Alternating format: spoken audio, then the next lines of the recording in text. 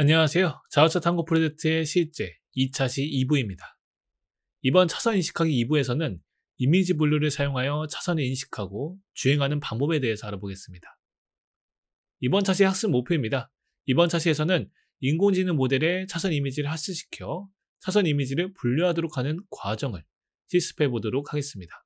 또한 인공지능 모델을 활용해 자동차가 차선을 주행하도록 하는 규칙 기반 알고리즘을 설계해 보도록 하겠습니다.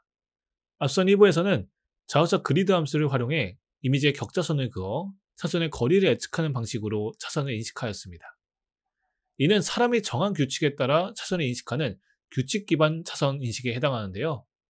이번 2부에서는 딥러닝 기술을 활용해 인공지능의 차선 이미지를 학습시켜 차선을 인식하는 딥러닝 차선 인식에 대해 알아보도록 하겠습니다. 다음은 우리가 사용하는 자동차의 연습용 모형도로 트랙인데요. 다음과 같이 자동차는 정해진 모형도로 트랙을 주행하기 때문에 결국 자동차가 주행 중 만나게 되는 차선의 유형은 한정되어 있습니다.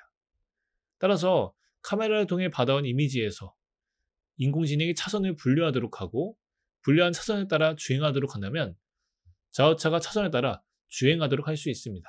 그렇다면 인공지능이 차선 이미지를 유형별로 분류하도록 하려면 어떻게 해야 될까요? 이를 위해서는 우선 이미지 분류란 무엇인지에 대해 이해해야 합니다.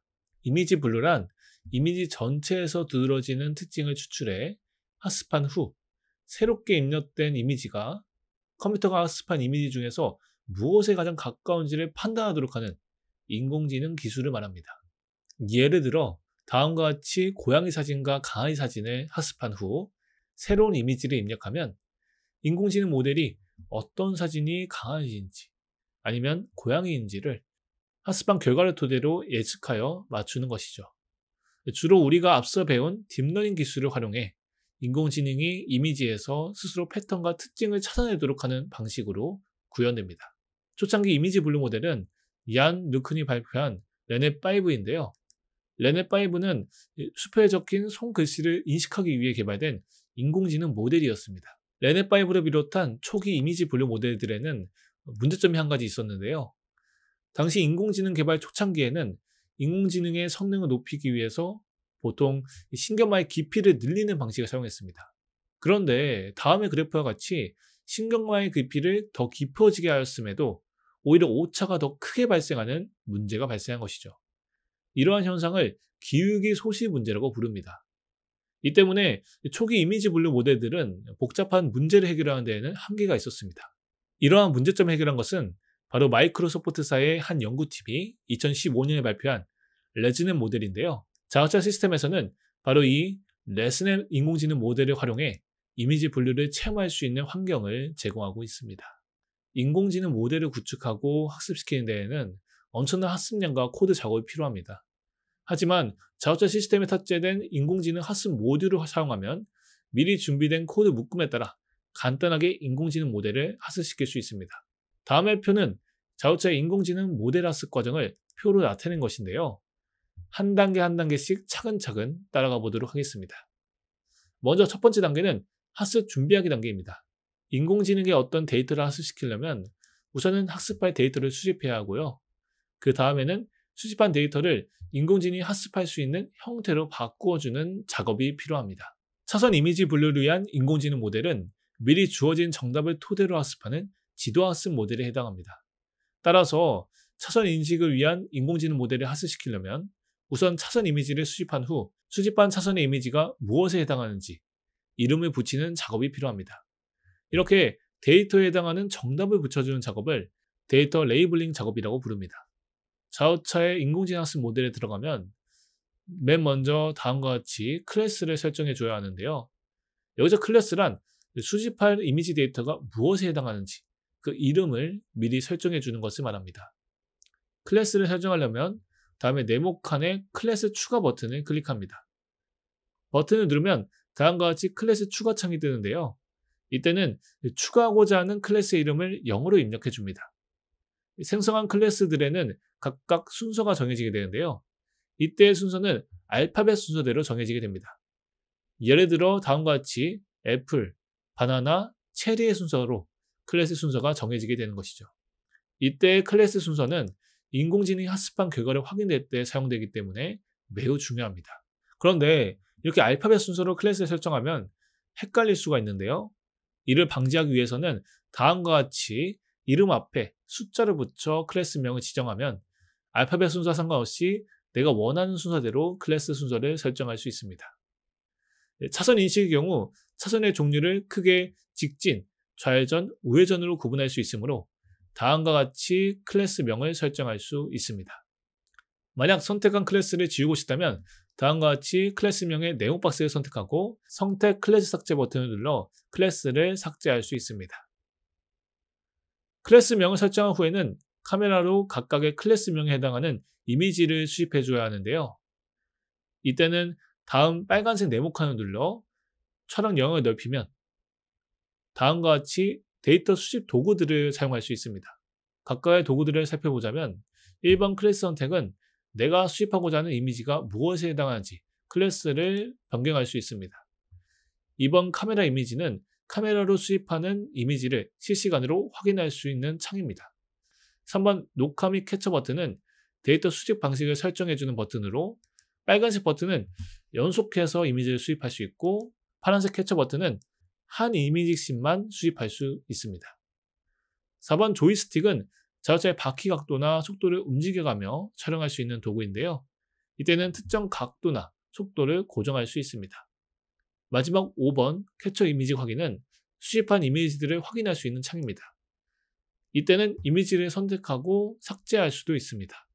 데이터 수집 도구를 사용해 차선 이미지를 수집할 때에는 최대한 다양한 각도에서 직진, 우회전, 좌회전 차선별로 각각 최소 100장 이상의 이미지 데이터를 수집해야 합니다. 학습할 데이터를 수집한 후에는 이미지 분류를 위해 학습할 인공지능 모델의 종류를 설정해줘야 합니다. 자동차 시스템에서는 이미지 분류 모델로 다음에 4개 버전의 레즈넨 모델을 제공하고 있는데요. 버전이 높을수록 신경망이 층이 깊여 정확도가 높아지지만 그만큼 학습하는 데에는 시간이 더 많이 걸리게 됩니다. 학습할 모델을 선택해 불러오기 버튼을 누르면 모델 선택이 완료되는데요. 이때 다른 모델을 선택하고 싶으면 아래의 버튼을 눌러 선택한 모델을 취소하고 다른 모델을 불러올 수도 있습니다. 인공지능 모델을 선택한 후에는 파이토치 라이브러리를 불러오고 인공지능 학습을 위한 세부 사항들을 설정해 줘야 되는데요. 자동차 소프트웨어는 이미 완성된 인공지능 모델을 제공하기 때문에 직접 인공지능 모델 코드를 작성할 필요는 없습니다. 다만 다음의 학습을 위한 조건들을 사람인 사용자가 직접 설정해 줘야 합니다. 각각의 설정들을 하나씩 살펴보도록 하겠습니다. 먼저 에폭은 총 몇 번의 학습을 진행할지를 설정하는 항목입니다. 이때 한 번의 학습을 에폭이라고 부릅니다. 딥러닝 학습에서는 원하는 정확도가 나올 때까지 사용자가 설정한 수만큼의 에폭을 반복합니다. 이때 학습을 할 때에는 전체 데이터를 한 번에 학습하기보다는 다음과 같이 여러 개로 나누어 학습하는 편이 메모리 사용량이 적어 더 효율적인데요. 이렇게 하나의 에폭에서 학습할 데이터를 여러 개로 나눈 것을 미니 배치라고 부릅니다. 미니 배치의 크기를 설정해주면 한 번의 에폭에서 학습할 데이터를 몇 개로 나눌지를 설정할 수 있는데요.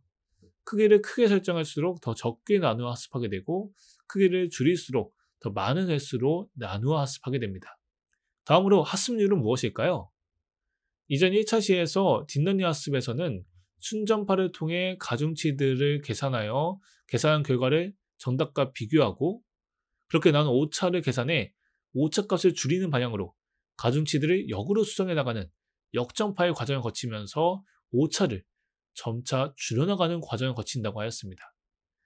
학습률이란 이렇게 오차를 줄여나갈 때 가중치의 크기를 얼마나 크거나 작게 조정해 줄지를 설정하는 값을 말합니다. 학습률이 너무 크면 오히려 최저의 값을 벗어날 수도 있고 너무 작으면 학습이 느려지거나 멈출 수 있기 때문에 적정한 학습률을 사람이 설정해 줘야 합니다. 마지막 훈련 데이터 비율은 전체 학습 데이터에서 훈련에 사용할 데이터와 테스트에 사용할 데이터의 비율을 설정해 주는 항목을 말합니다. 테스트 데이터란 학습할 데이터의 일부를 인공지능 모델에 학습시키지 않고 따로 빼내어 학습 과정에서 인공지능 모델이 제대로 학습했는지를 테스트하는 데이터를 말합니다. 훈련 데이터와 테스트 데이터의 비율을 적절하게 조절해 주어야 모델이 새로운 데이터에서도 오차 없이 이미지를 잘 분류할 수 있습니다. 각각의 세부 설정을 설정한 후에는 코드를 실행하여 인공지능 모델 학습을 진행합니다. 자동차 소프트웨어에서는 학습 경과를 확인하는 그래프를 제공하는데요. 이때 좌측 파란색 그래프는 훈련 손실 그래프로 한 번의 학습, F마다의 손실값과 정확도를 의미합니다. 손실값이란 달리 말하여 오차값에 해당하는데요. 훈련 손실의 값이 낮을수록 인공지능 모델의 정확도가 높다는 뜻이 됩니다. 다음으로 좌측 두 개 그래프는 정확도 그래프들인데요. 먼저 파란색 그래프를 살펴보면 파란색 그래프는 훈련 정확도 그래프로 인공지능 모델이 이미 학습한 데이터에 대해서 얼마나 정확하게 예측하는지를 나타냅니다. 주황색 그래프는 테스트 정확도로 인공지능 모델이 자신이 학습하지 않은 테스트 데이터에 대해서 얼마나 잘 예측하는지 그 성능을 평가한 결과입니다. 훈련 정확도와 테스트 정확도가 모두 비슷하게 높은 모델을 훈련이 잘 된 모델로 평가할 수 있습니다. 인공지능 모델을 학습한 결과는 각각의 한 번의 학습, F별로 폴더에 저장되는데요. 학습한 결과는 파일 탐색기를 통해 확인할 수 있습니다. 학습이 끝난 후에는 폴더에 저장한 F 파일의 이름을 확인하고 그 이름을 인공지능 모델 테스트 코드에 넣어 학습 결과를 테스트해야 합니다. 다음 왼쪽 그림과 같이 자동차 소프트웨어의 창 하단에 있는 파일 모양의 버튼을 누르면 파일 탐색기가 열리는데요. 파일 탐색기에서 체크 포인트 파일을 누르고 그 안에 있는 트레인 파일 안에 웨이트 파일을 누르면 다음과 같이 학습한 에폭 파일들을 확인할 수 있습니다.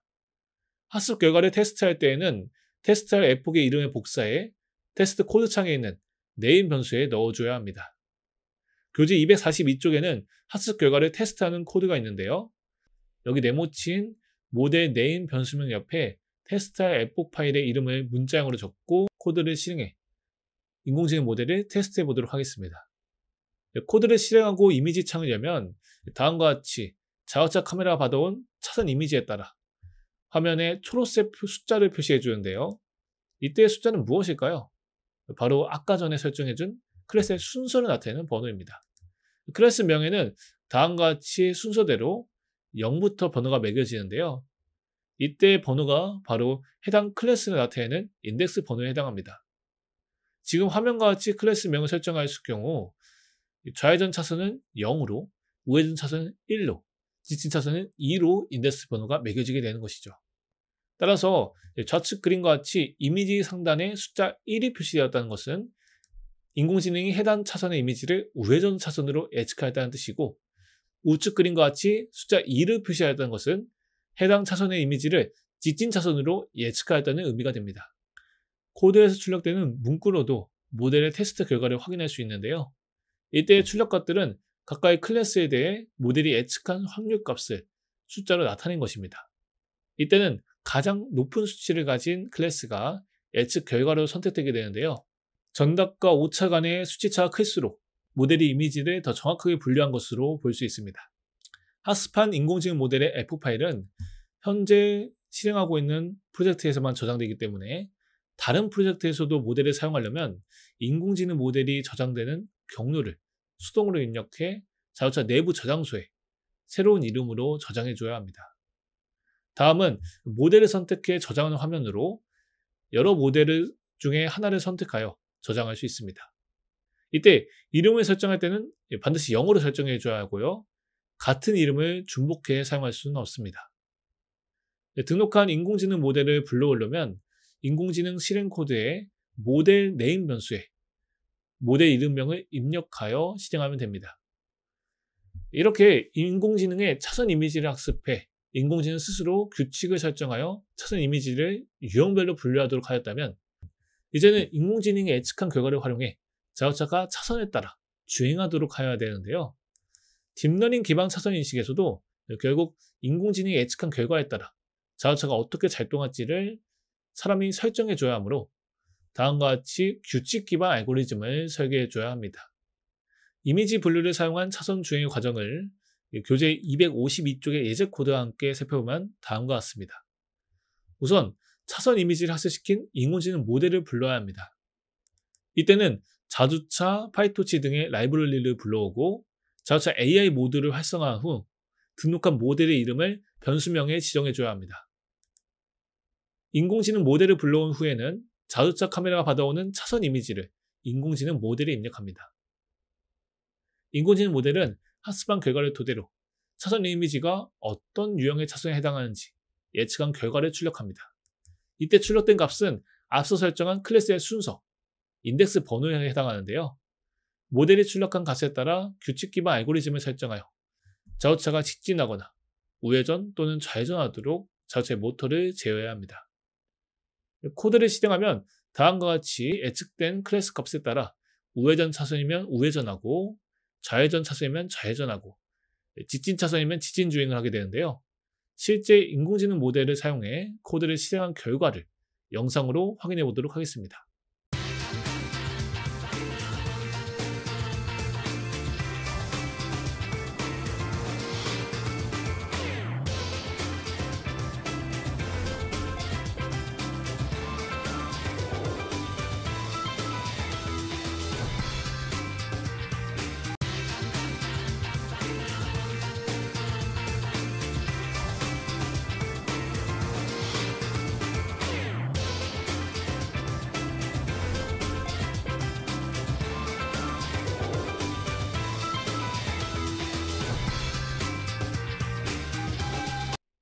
자, 이렇게 이번 차시에서는 인공지능 모델이 학습한 이미지에서 스스로 규칙을 발견해 차선 이미지를 분류하는 딥러닝 기반 차선 인식에 대해 알아보았습니다.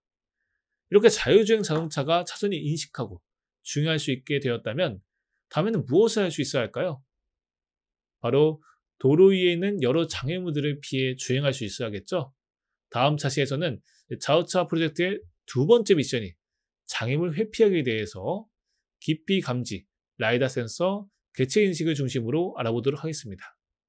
이번 차시 수업 듣느라 고생하셨습니다. 감사합니다.